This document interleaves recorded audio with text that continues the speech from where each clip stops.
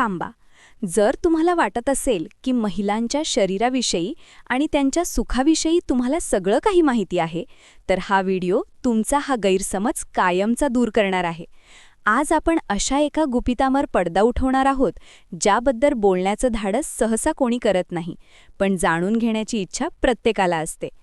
तुम्ही कधी विचार केला आहे का की चरमसुखाच्या त्या शेवटच्या टप्प्यावर पोहोचल्यानंतर महिलांच्या शरीरात नेमकं असं काय होतं ज्याला लोक अनेकदा एक रहस्य मानतात? ते खरंच पाणी असतं की आणखी काही? प्रत्येक महिलेसोबत असं होणं शक्य आहे का, की या फक्त चित्रपटांमधल्या आणि कथांमधल्या गोष्टी आहेत? आजचा हा व्हिडिओ तुमचा विचार आणि तुमची माहिती दोन्ही पूर्णपणे बदलून टाकेल. कारण आज आपण अशा विषयावर बोलणार आहोत जो अनेकदा लाजेपोटी दाबून टाकला जातो. जर तुम्हाला हे जाणून घ्यायचं असेल की तो जादुई क्षण कधी येतो, शरीराच्या कोणत्या भागातून तो स्त्राव बाहेर पडतो आणि सर्वात महत्त्वाची गोष्ट म्हणजे ते कसं शक्य होतं, तर पुढची काही मिनिटे तुमच्या आयुष्यातील सर्वात महत्त्वाची मिनिटे ठरणार आहेत. हा व्हिडिओ शेवटपर्यंत पाहण्याची जबाबदारी तुमची आहे, कारण अपूर्ण ज्ञान नेहमीच धोकादायक असतं.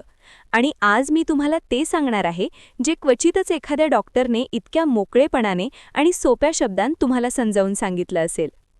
अनेकदा पुरुष आणि महिला या गोष्टीवरून गोंधळलेले असतात की पुरुषांप्रमाणेच महिलांचाही डिस्चार्ज होतो का? काही लोक याला लघवी समजतात, तर काही लोक याला फक्त एक गैरसमज मानतात. पण सत्य यापासून कोसो दूर आहे.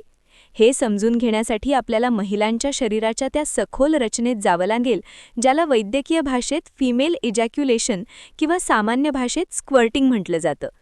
हा कोणताही आजार नाही आणि ही अशी कोणतीही गोष्ट नाही ज्याची तुम्हाला लाज वाटली पाहिजे. हे तर समाधानाचं ते शिखर आहे जिथे शरीर आपला आनंद एका तरल स्वरूपात बाहेर टाकतं. पण हे कधी होतं? हे तेव्हा होतं जेव्हा एखादी महिला मानसिक आणि शारीरिकदृष्ट्या पूर्णपणे तणावमुक्त असते आणि तिचा पार्टनर तिच्या शरीराचे ते खास पॉइंट्स समजून घेतो, जे थेट तिच्या मेंदूशी आणि भावनांशी जोडलेले असतात. नमस्कार, मी आहे तुमची मैत्रीण डॉक्टर नमिता पाटील आणि माझ्या या मेडिकल ॲडवाईस चॅनलवर तुमचं स्वागत आहे.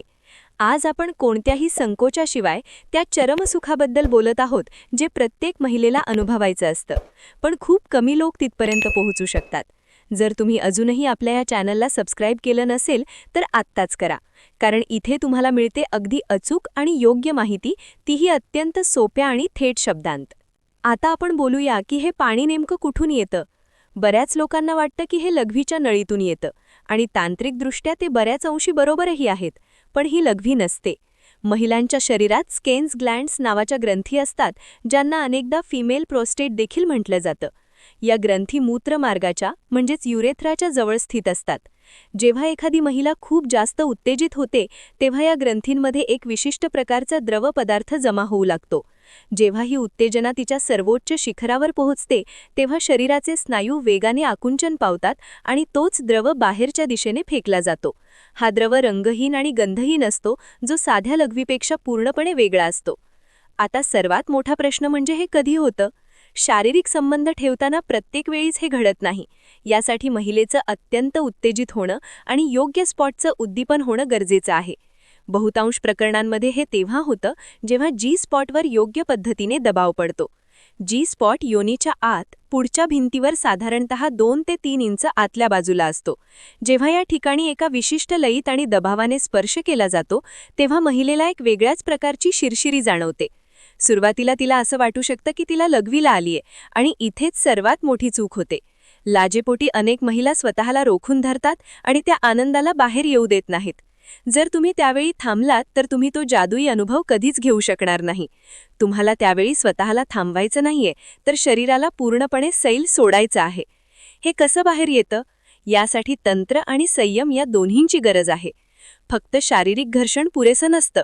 फोरप्ले म्हणजेच सुरुवातीच्या त्या गोष्टी आणि स्पर्श जे महिलेला मानसिकदृष्ट्या तयार करतात, ते सर्वात जास्त महत्त्वाचे असतात. जोपर्यंत महिलेचं मन शांत आणि एकाग्र नसेल, तोपर्यंत तिचं शरीर प्रतिसाद देणार नाही.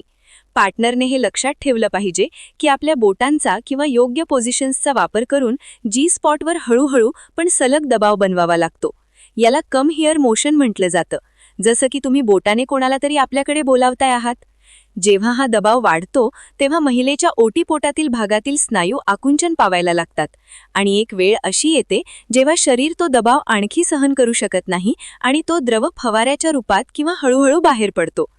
आणखी एक महत्त्वाची गोष्ट म्हणजे प्रत्येक महिलेचं शरीर वेगळं असतं. काही महिलांना हे खूप लवकर जाणवतं, तर काहींना यासाठी खूप सराव आणि विश्वासाची गरज असते. जर तुमच्यासोबत असं होत नसेल तर याचा अर्थ असा अजिबात नाही की तुमच्यात काही कमतरता आहे.